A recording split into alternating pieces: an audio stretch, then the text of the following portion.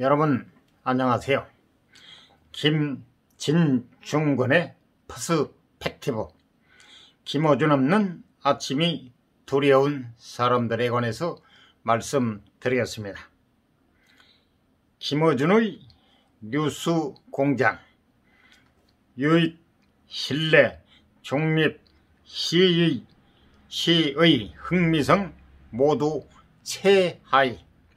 정부와 서울시 교육청이 김어준 프로 지원 공공재 TBS를 사유화. 이해찬, 김어준이 민주당 이에 큰일한다. 여당 헤게모니 구축의 활용.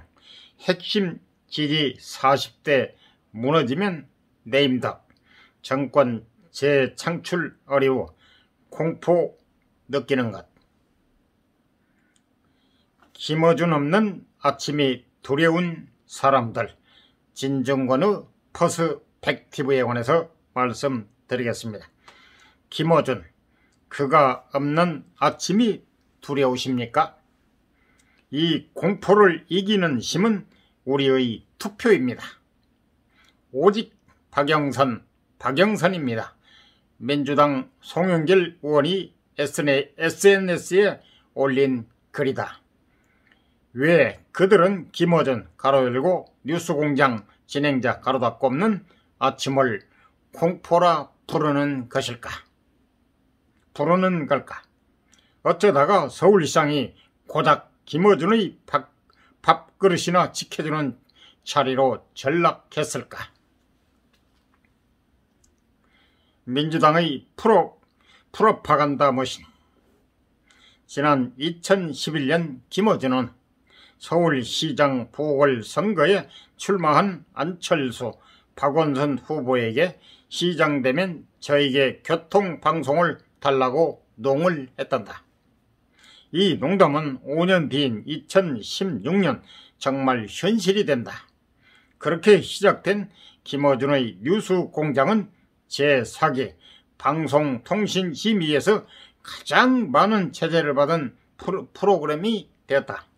한국방송광고진흥공사의 조사에서 뉴스공장은 경쟁 프로그램 중 유익성, 신뢰성, 중립성, 시의성, 흥미성의 5개 항목 모두에서 최하위. 특히 공영방송의 생명인 중립성은 54점으로 경쟁 프로그램인 김현정의 뉴스쇼 가로열고 87점, 뉴스쇼나 김종배의 시선집중 가로열고 84점에 30점 이상 뒤처진 것으로 나타났다. TBS의 총 예산 505억 원 중 77%는 서울시가 부담한다. 서울시에서는 2019년 라디오 홍보 예산의 43%를 뉴스공장에 배정했다.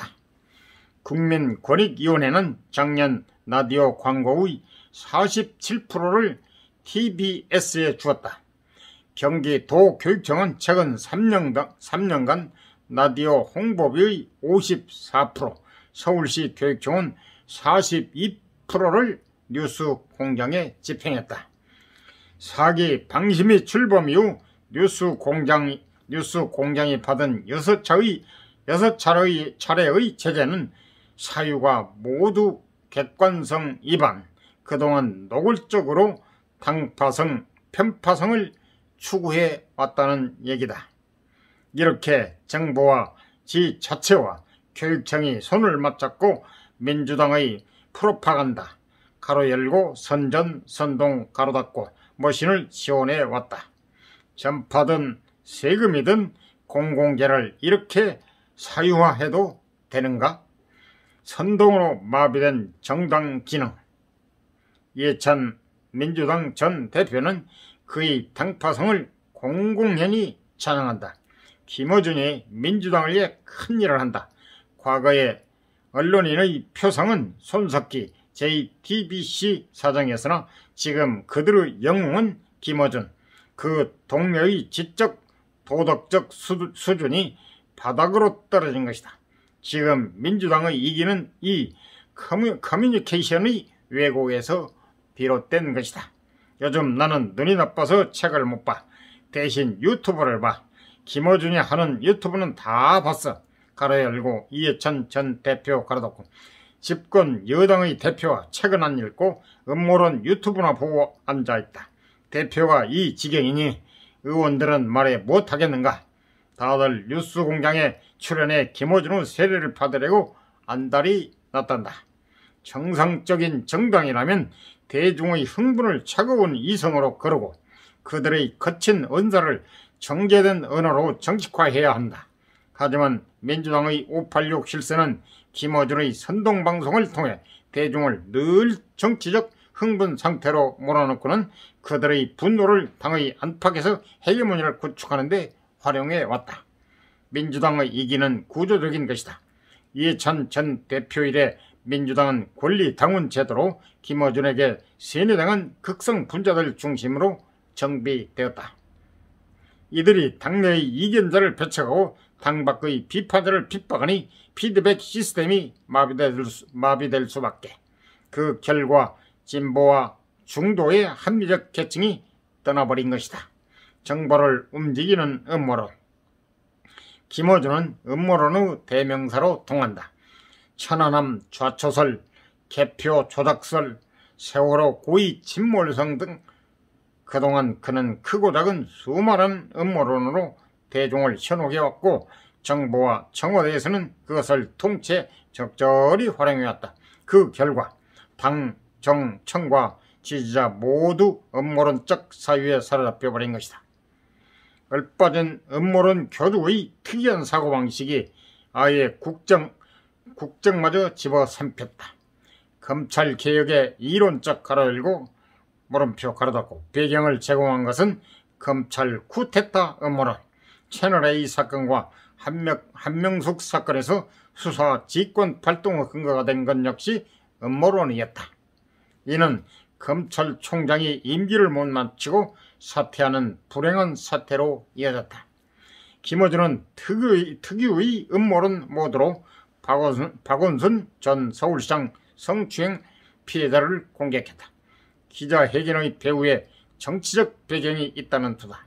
박영선 후보가 2차 가해자들을 캠프의 전면에 내세운 것도 다 이런 분위기에서 가능한 일이다.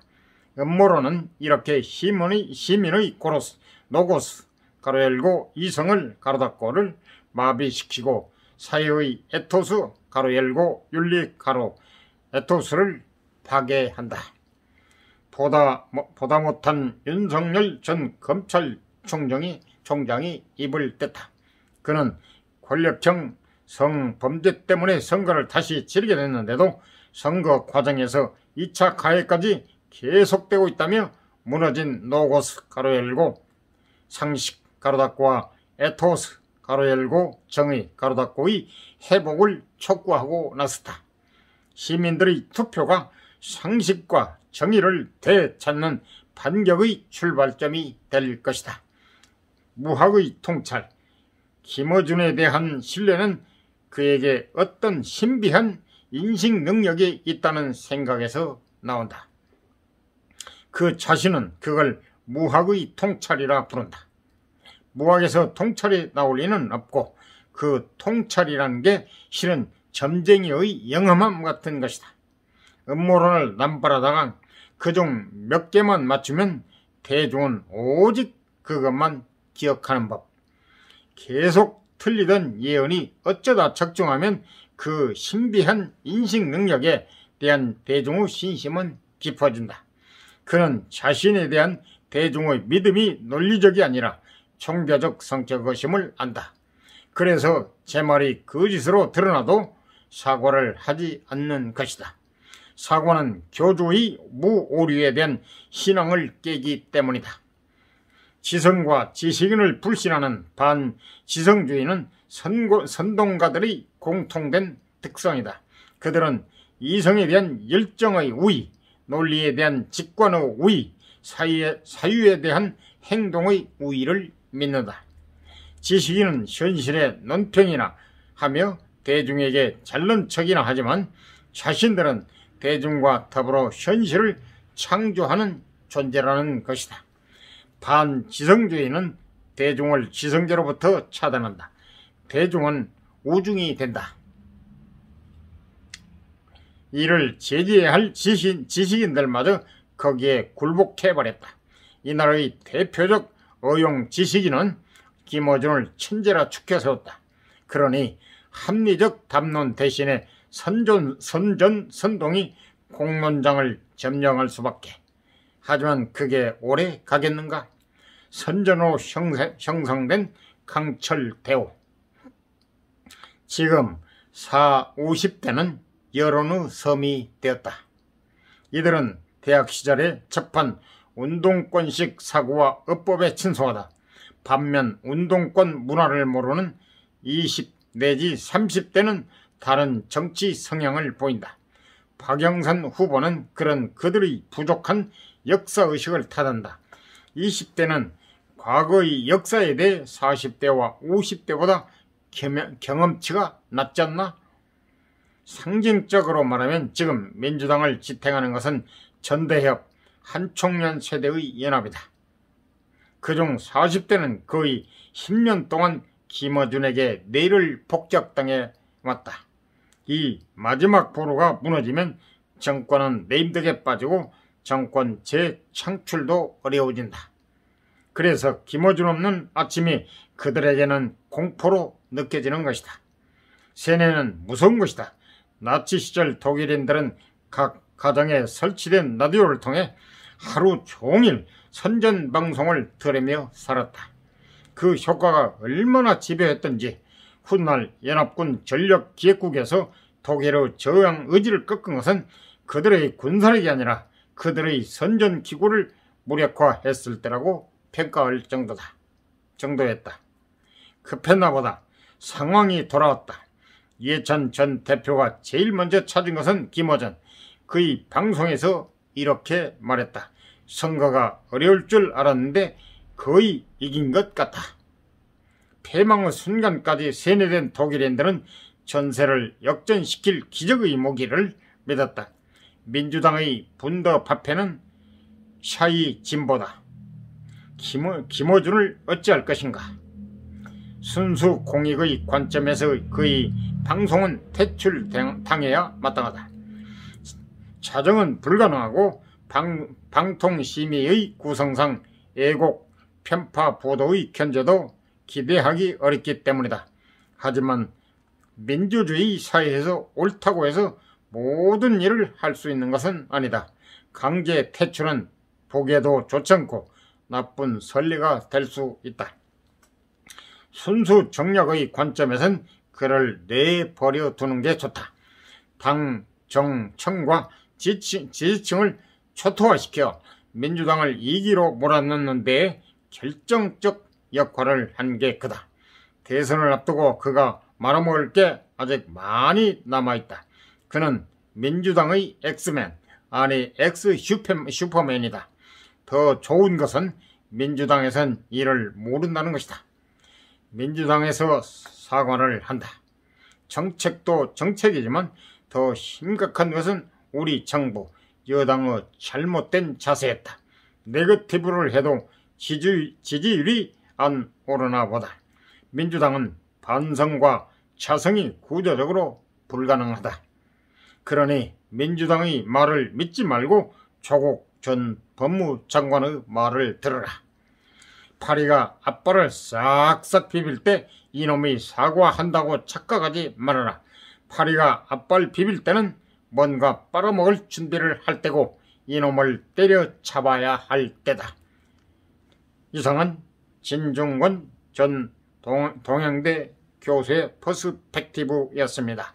도움이 되셨으면 구독, 좋아요 꼭 눌러주세요. 감사합니다.